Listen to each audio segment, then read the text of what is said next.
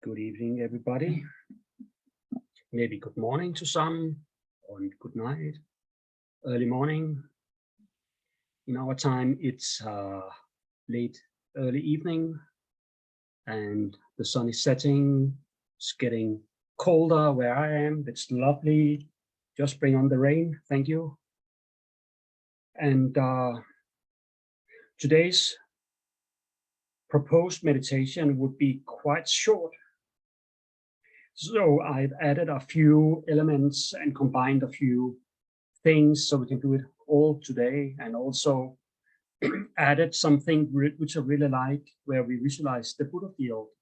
I mean, it's very fitting when we do the tantric module, the next module. So we start just by putting all of our luggage and collected thoughts and whatever we brought from throughout the day, leave them outside the door. Nobody's going to steal them anyway, and we don't have a purpose for these right now. So make a strong determination just to leave everything outside from the door and just bring your awareness, the clarity, into this meditation. And you can extend the motivation to think, I will make it useful and full of purpose, making this something that will benefit myself. Otherwise, you are unable to benefit others. But also think maybe just somebody would benefit from me being more calm, more clear, more into clarity. And let's see what happens. And to get the body set, the nervous system, we will start with our 9-round breathing. You may recall that you can use the finger just to block the left nostril 3 times, and then breathe in the other, block the left one, and breathe in through the right, and then switch, and do it 3 times. And once you've done it with the left nostril and the right nostril, you can do with both nostrils. Just you can use the finger, you can just imagine breathing in the purifying light and then breathing out all the pollution.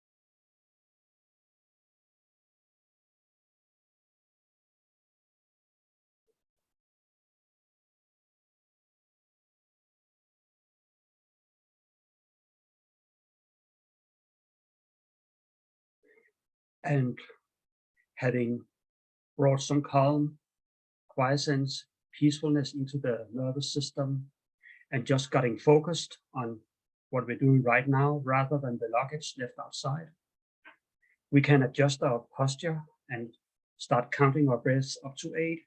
So you count while you breathe in and while you breathe out, and just go up to 8 and then all over again. Never stop. If thoughts occur, just keep directing your focus, attention back to the breath. 1 in, 2 out, 3, 4, breathing. The object is the concentration on the breath.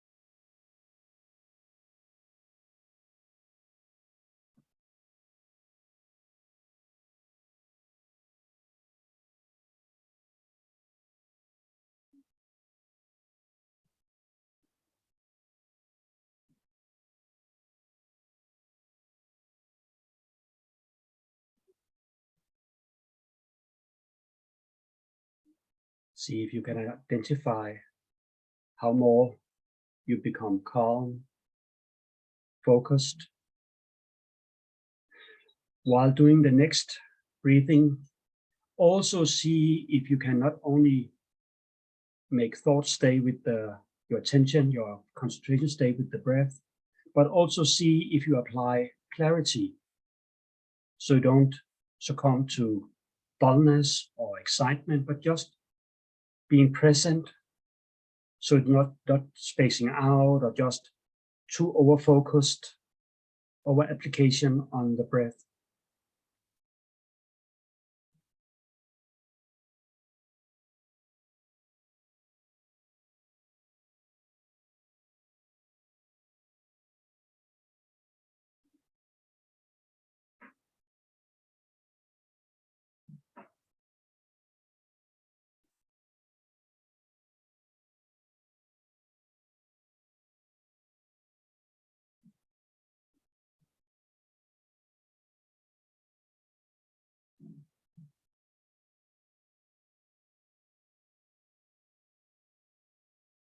And with this, we can go into the formal motivation, thinking, with this practice, may I be to the benefit, first of all, for myself, and then, when able to help and benefit others, may I be able and skillful in order to benefit others. And with this, we will visualize the Buddha field and invite the wisdom beings. So let all the ordinary appearances disappear and just find yourself in a pure Buddha realm with lapis lazuli floors. Placed on top of our mountain, overlooking a vast area with beautiful scenery, lotus ponds and fragrances of sandalwood incense, nice offerings everywhere, birds singing beautiful mantras. And see yourself surrounded by all sentient beings in the form of humans, infinite in number, seen and unseen, holy and ordinary beings, including those in the battle state. All your friends, family, enemies, strangers as far as the eye can see. In front of you is Buddha Shakyamuni, wearing the 3 saffron robes of a monk. His body the nature of radiant golden light. His face is beautiful, smiling with love and compassion. And he is seated in the Vajra posture. Simultaneously, he gazes at you and at all sentient beings. And he is the manifestation of the omniscient mind of all the Buddhas, the ultimate guru, inseparable from your root guru. He is surrounded by all the other Buddhas, Bodhisattvas, and holy gurus. He welcomes you and invites you to be there with him. You humbly accept his request and dedicate you to this very moment. And just upon the request from Lama Yeshe, rejoice just a little bit to be able to be in such a beautiful place. Thinking, I wish that everybody else would be in the same presence, the same beautiful Buddha field.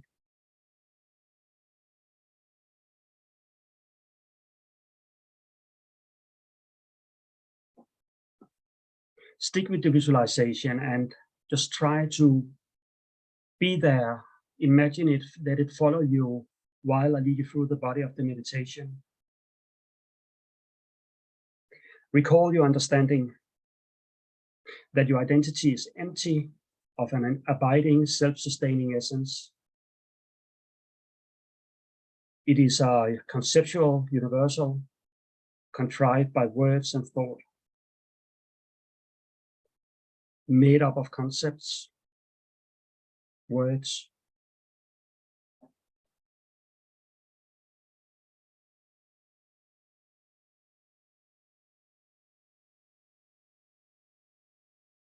Right now, you need conceptualities in this meditation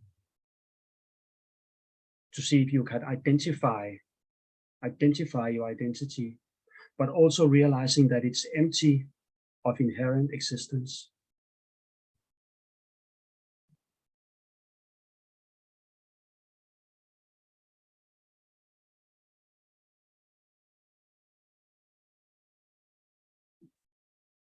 you could ask yourself, who is thinking? Where is the thinking?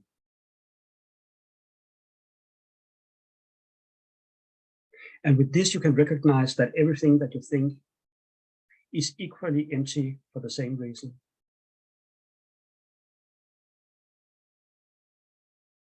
Regard all sensory appearances just like an illusion. It's not an illusion, but it's like an illusion. There's a difference.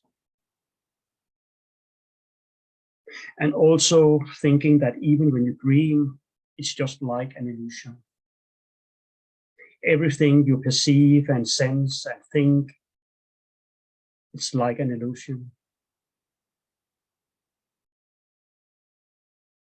They appear as if there's a corresponding universal identity that naturally abides within phenomena, as if there was a core and essence.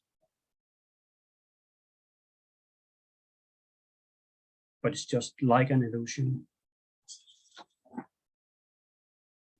Try to witness those appearances, those phenomena, whatever they may appear to you in what shape and form, but not hold to them as objective facts. See if you can employ your understanding of interdependence with its corresponding thoughts of emptiness, of inherent existence, and thinking, while trying to figure out where the I is, where the me-ness is, you just deconstruct the self. And you say, it's not there, and it's not this. And the more you just let go of, you won't be able to find the I inside you. And the same applies for the phenomena. You will search for the building blocks like the ancient Indian philosophers. But the more you identify and dissect, you'll just realize it's just made up of new things. Atoms, subatoms, and even smaller things. And it's all based on the laws of karma, interdependence. You won't be able to find anything which has a coreness, like some sort of universal building block.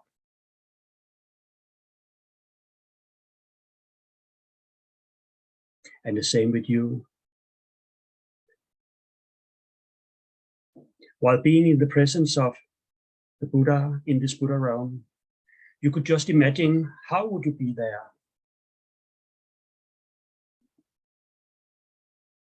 Imagine that you would be like frozen in time and frozen in space, completely independent of any laws of physics. It's bizarre. You do realize when you eat, something goes in and something comes out. And you also breathe in and breathe out. So you are part of this world. Independence and not independent. And it changes. I think we can all collectively agree that we are growing 1 year older after 360 days.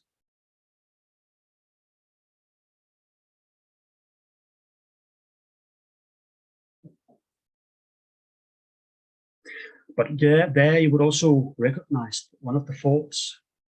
As much as your body appearances are changing, growing older, why doesn't your concept of the self degenerate?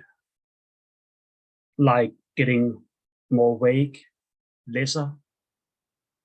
Even at the time of death, some people hold on strongly to the self. But the body gets older and changes, but the concept of a self, it just keeps staying very frozen in time and space. Why is that? it should degenerate, becomes less important. So at the time of death, you should just say, oh, it's just changing, just like my body and the world around me. But no, the concept of yourself just continues, maybe even gets more strong.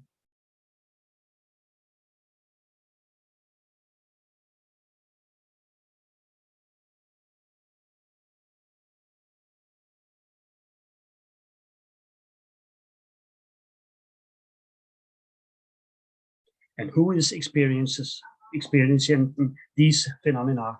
And yourself. Yourself a few minutes ago, or now, or later. It's all a transition, work in progress. There's no ultimate moment saying, this is the moment. It's constantly changing. And while you're thinking, now I see clearly, and there it is, it's already gone in your mind.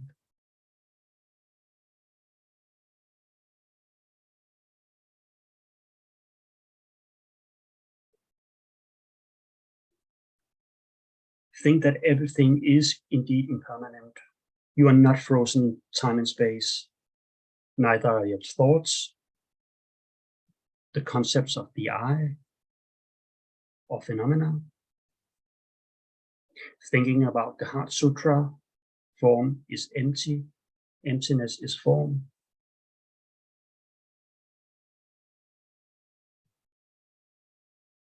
There is no universal building block. And though you might stick to your conceptuality of some sort of me-ness, it just isn't there. You're not the same as when you were 7 years old.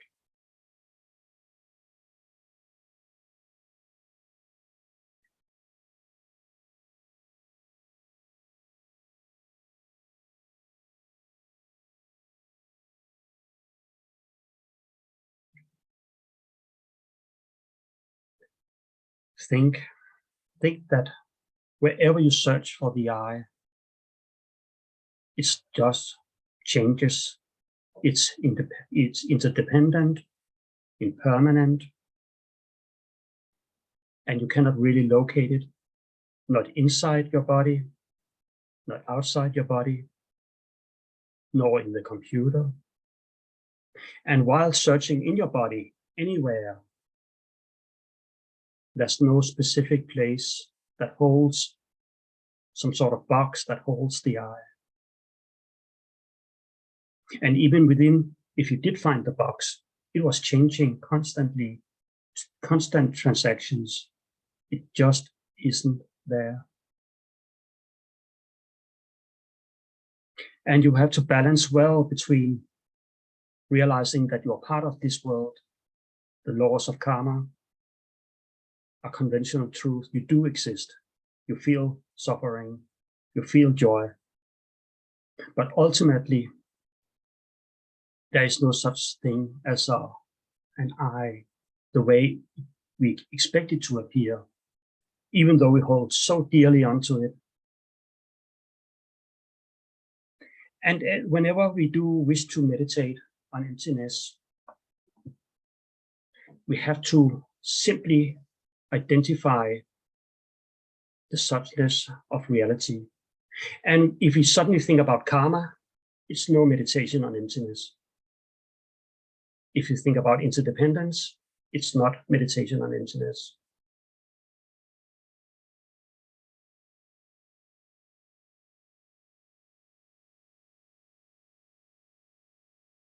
Extremely pleased, Buddha Shakyamuni comes to the crown of your head, and there he dissolves into a strong light and absorbs into the lotus, which absorbs into this translucent, powerful light, all the colors, but most dominantly in the white. And it slowly sinks into the crown of your head, into body, speech, and mind. And there it just sits with your heart, just for a short moment, feeling the bliss, feeling the clarity,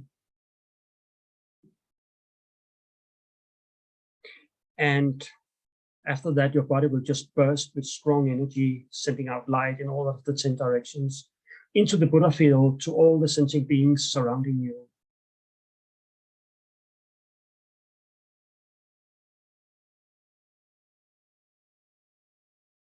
And while still in the back of your head, sticking to this visualization and accepting that it comes from the realms of emptiness and it goes back into emptiness, you still have it in the back of your head.